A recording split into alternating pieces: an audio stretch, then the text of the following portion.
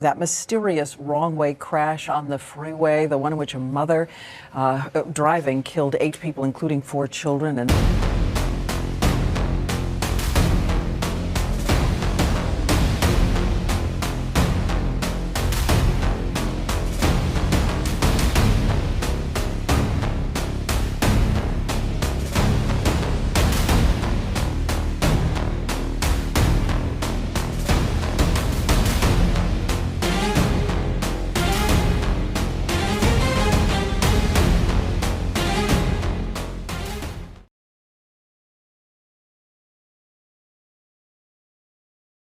The perfect mom who drove her minivan into highway traffic, the mystery behind Diane Schuler's tragic crash.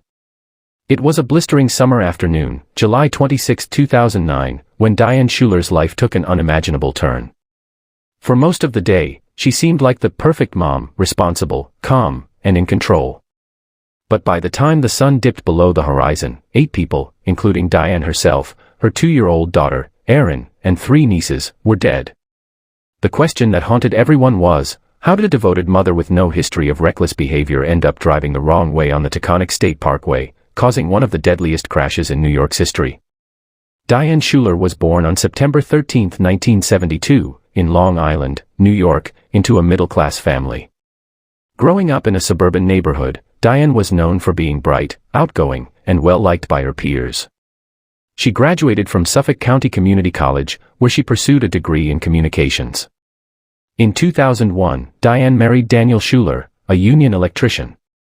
The couple settled in West Babylon, New York, and quickly built a family-oriented life.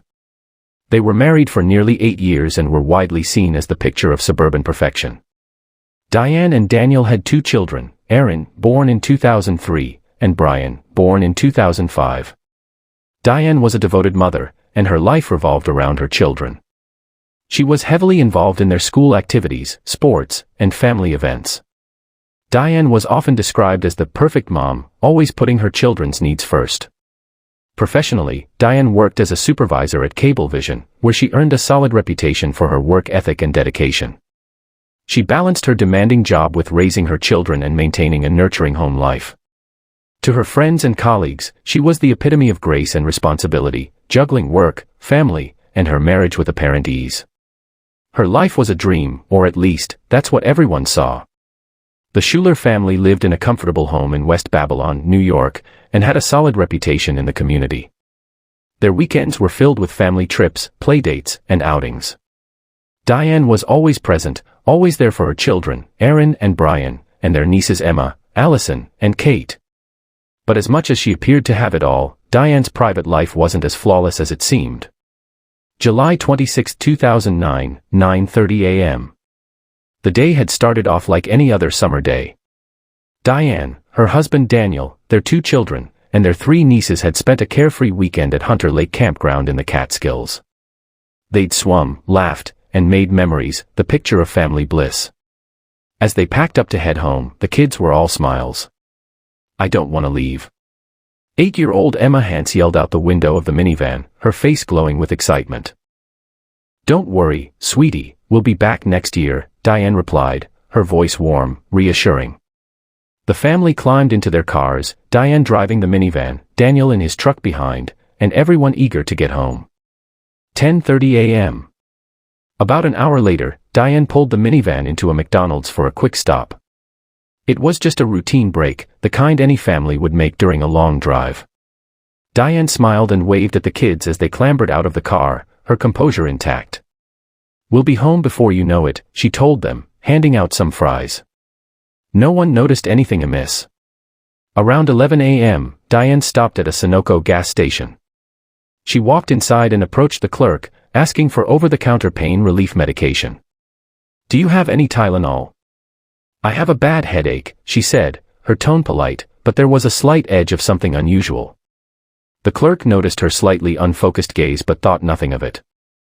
"Sorry, we don't carry that," the clerk replied. Diane nodded and walked back to the minivan.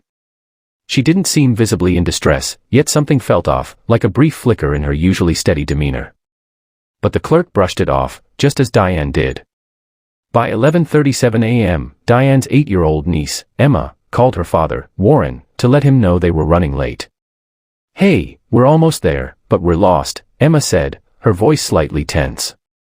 "Aunt Diane's having trouble seeing." Warren's heart skipped. "What do you mean?" he asked, his voice filled with concern. "She keeps saying she can't see well and she's acting weird." "Like not normal," Emma replied, sounding confused.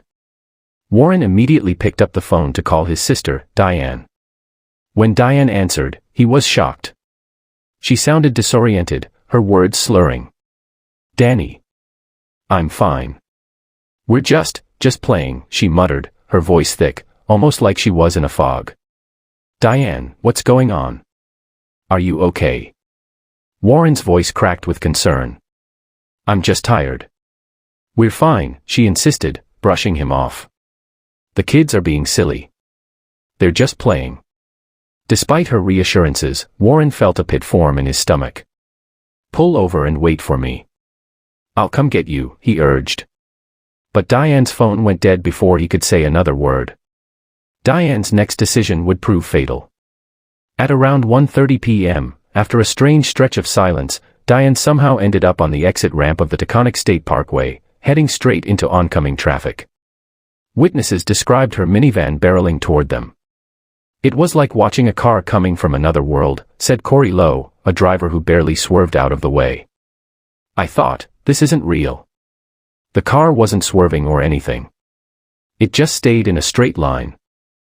For nearly 2 miles, Diane continued at speeds over 80 miles per hour, crossing the center line and forcing other cars to scramble out of her way. The road was chaotic, a blur of honking horns and screeching tires as drivers tried to avoid the impending disaster. Then, it happened. Just before 1:35 p.m., near Briarcliff Manor, the minivan collided head-on with an oncoming SUV. The impact was catastrophic. Peter Dedvukaj, who was among the first to arrive on the scene, recounted the moment. "We ran to the minivan, screaming, 'We need help, there are kids in there,'" he recalled. The wreckage was nothing short of horrific, the minivan crumpled and burning, with the children trapped inside. "I pulled out 2 little girls, but they weren't moving. One had already passed. The other one, I tried to feel for a pulse, but I couldn't." He paused, tears welling in his eyes. "They looked like angels." The scene was chaos. Diane, Aaron, the nieces, Emma, Allison, 7, Kate, 5, and the passengers in the SUV, Michael Bastardi, 81, his son Guy, 49, and their friend Daniel Longo, 74, were all dead in an instant. The only survivor, Diane's 5-year-old son, Brian, was pulled from the wreckage, unconscious, his face battered, with a severe head injury that would result in lasting nerve damage. 9 days after the crash, the toxicology reports came in. Diane's blood alcohol level was twice the legal limit. A bottle of Absolut vodka was found in the wreckage. There was also marijuana in her system. For those who knew Diane, the findings were impossible to reconcile with the woman they thought they knew. "This isn't her," said Diane's best friend, Christine Lippany. "She was always the perfect mom, the one who had it together. This doesn't make sense." Daniel, her husband, was equally in disbelief. "She wasn't a drinker. Never. She didn't drink. She had a tooth issue, maybe something went wrong, something medical," he said in a TV interview, desperately trying to make sense of the chaos. "I never saw her drunk since the day I met her." But the evidence was undeniable. Diane had been drunk and high. As the investigation continued, one question lingered in the minds of those involved: why? Was Diane trying to kill herself, or was she so intoxicated that she didn't even know what she was doing? To this day, that question remains unanswered. "I've often wondered," said investigator Thomas Ruskin, "was she trying to commit suicide, or was she so far gone she didn't even know what she was doing? Was she really trying to hurt herself with all those children in the car?"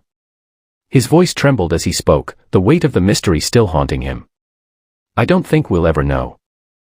For the families of the victims, especially Jackie Hance, whose 3 daughters perished in the crash, there was no way to find closure.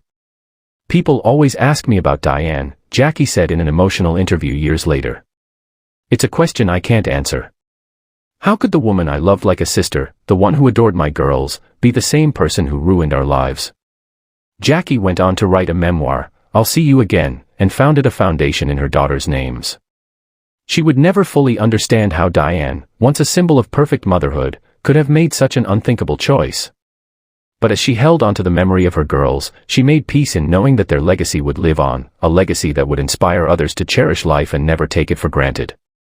And as for Diane, the mystery of what really happened that day, of what drove her to that fateful moment, remains unsolved. The tragic events of July 26, 2009, are now a haunting reminder of how quickly everything can change, leaving behind only questions and heartbreak. Even now, 16 years later, the haunting question of what happened to Diane Schuler that day remains unanswered. For those who loved her, the pain of the loss will never fade, and the mystery of that fateful drive continues to echo through their lives.